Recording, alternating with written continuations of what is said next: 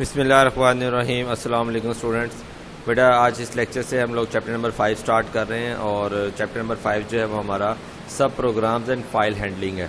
सब programme mean होता है कि अगर हम किसी लार्ज प्रोग्राम को उसके पार्ट्स बना के डिवाइड करके छोटे छोटे पार्ट्स में डिवाइड कर लें तो उसको हम सब प्रोग्राम बोलते हैं। और फाइल हैंडलिंग मीन्स कि हम लोग कैसे GW बेसिक्स में किसी भी फाइल को हैंडल कर सकते हैं, ओपन कर सकते हैं, एडिट कर सकते हैं, डिलीट कर सकते हैं, क्लोज़ करना, कि हम कैसे परफॉर्म कर सकते हैं। बेसिकली हम उस टाइम की बात कर रहे हैं जब हमारे पास GUI अवेलेबल नहीं था। मींस कि हमारे पास आइकॉन, माउस, मेन्यूज़ वगैरह नहीं हुआ करते थे। हम सिर्फ कमांड लाइन ब्लैक सी स्क्रीन को यूज़ करते हैं। हम कैसे फाइल्स को ओपन क्लोज़ किया करते थे। तो वो सब चीज़ें जो है ना वो हम फाइल हैंडलिंग में कवर करेंगे। इंट्रोडक्शन पढ़ते हैं हम। As a program gets longer, कि जैसे हमारा प्रोग्राम जो है वो बड़ा होता है, साइज़ में बड़ा होता जाता है, it becomes more difficult to handle most computer language, कि बहुत सारी कंप्यूटर लैंग्वेजेस ऐसी थी उस वक्त जिसमें उनको हैंडल करना ना बहुत मुश्किल हो जाता था। Excluding GW basic feature that facilitate such situation, के सिवाय GW बेसिक्स के एक ऐसा फीचर था जो ऐसी सिचुएशन में हेल्प करता था। और वो कौन सा फीचर था? सब प्रोग्राम वाला। A separate large program is divided into smaller manageable parts called the subprogram and module, कि अगर हम एक लार्ज प्रोग्राम को डिवाइड कर लें एक स्मॉल पार्ट्स में, डिवाइड कर दें उनको स्मॉल पार्ट्स में और ऐसे मैनेजेबल पार्ट्स में, तो वो क्या कहलाता है? सब प्रोग्राम या मॉड्यूल। तो आपने याद रखना है सब प्रोग्राम और मॉड्यूल एक ही बात है, ठीक है। और ये इसकी डेफिनेशन भी है। It is design to perform a specific task and return a value. अब सब प्रोग्राम या सब रूटीन जो होती थी या सब प्रोग्राम जो होता था उसका काम क्या होता था? वो एक स्पेसिफिक टास्क परफॉर्म करता था और उसको रिटर्न करता था और कोई ना कोई वैल्यू। इसकी एग्जांपल आप ऐसे ले लें, लेट्स सपोज कि आप एक प्रोग्राम बना रहे हैं और उसमें आप लोगों ने जो है ना वो कैलकुलेटर बनाना, simple addition, subtraction, multiplication, division perform करनी है। अब आपने क्या किया? छोटे छोटे सब प्रोग्राम्स बना लिए। आपने कहा जी इसको ऐड, कोई 2 नंबर ऐड करने हैं तो हम एक अलग से प्रोग्राम बना लेते हैं इसका। अगर हमने 4 नंबर ऐड करने हैं उसके लिए अलग से प्रोग्राम बना लेते हैं। बजाय इसके कि हम हर तरह की प्रोग्राम हम एक फाइल में करें, वहाँ पे 400, 500, 800 लाइन्स हो जाए, हम छोटी छोटी फाइल्स बना लेते हैं और उन तमाम फाइल्स को एक मेन फाइल के साथ लिंक कर लेते हैं। तो इससे क्या होता है? हमारा प्रोग्राम जो है ना वो मैनेज्ड हो जाता है।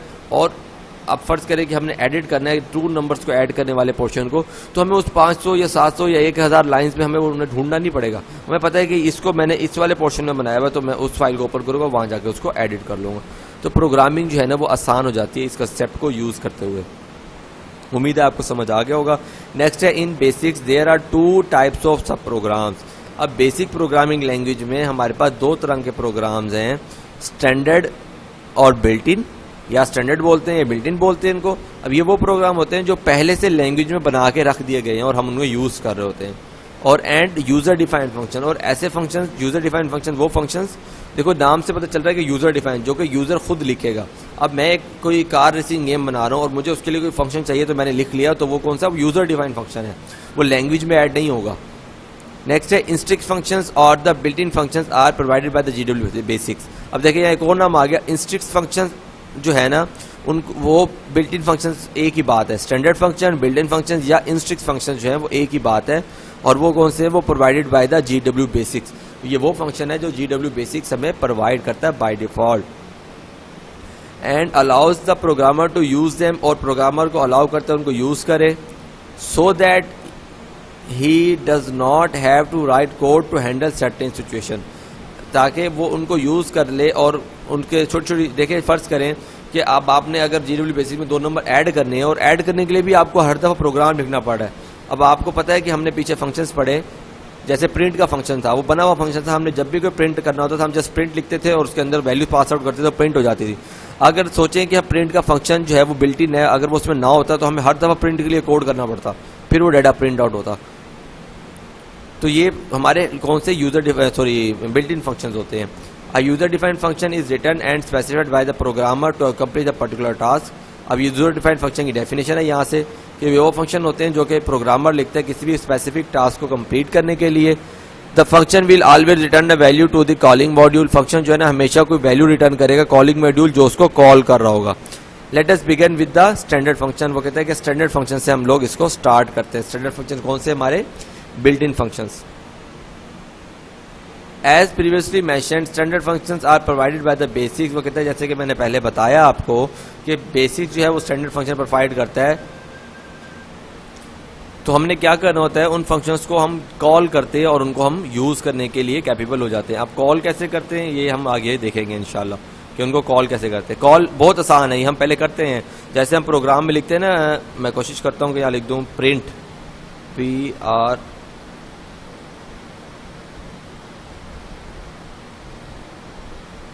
मैंने प्रिंट लिखा और प्रिंट के अंदर मैंने ब्रैकेट्स लगाकर यहाँ पे दे दिया 5, और आपको पता है कि जब ये रन होगा तो हमारे पास यहाँ पे 5 लिखा हुआ आ जाएगा।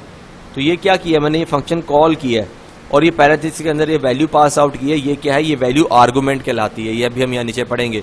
ये फंक्शन का नाम, ये पैरेंथेसिस, और ये हमारे पास आर्गूमेंट होता है। तो ये हमने फंक्शन कॉल किया, ये फंक्शन कॉल था और कुछ भी नहीं था।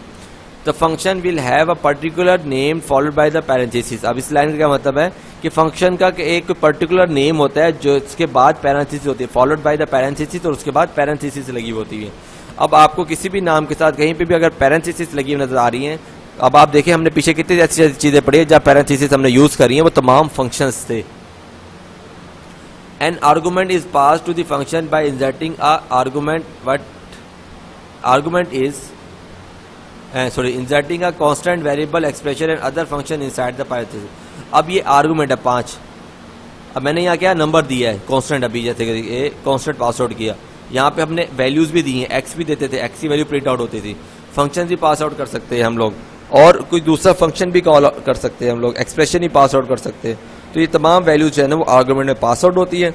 अब नेक्स्ट है, a function if use has highest priority in a statement so therefore it will be evaluated before anything else in the statement. अगर हमने फंक्शन यूज किया है प्रोग्राम में और उसकी हमने प्रायोरिटी जो है वो सबसे हाई रखी है, तो सबसे पहले जो है वो फंक्शन एग्जीक्यूट होगा, और बाद में जाके वो तमाम जो दूसरी चीजें होंगी वो एग्जीक्यूट होंगी।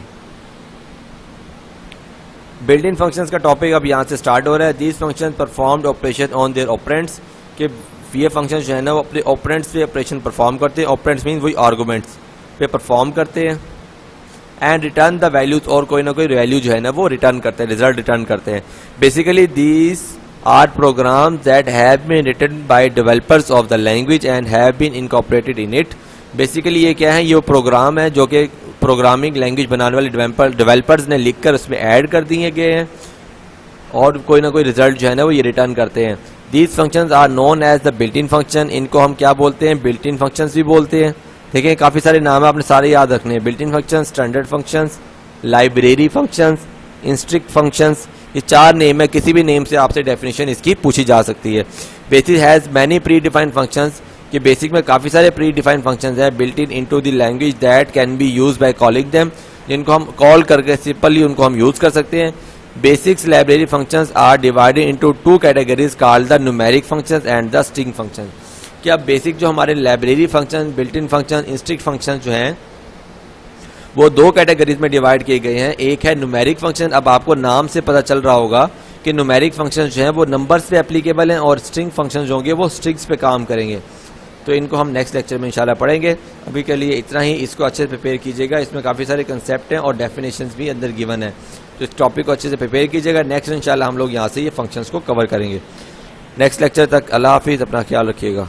जज़ाकल्लाह।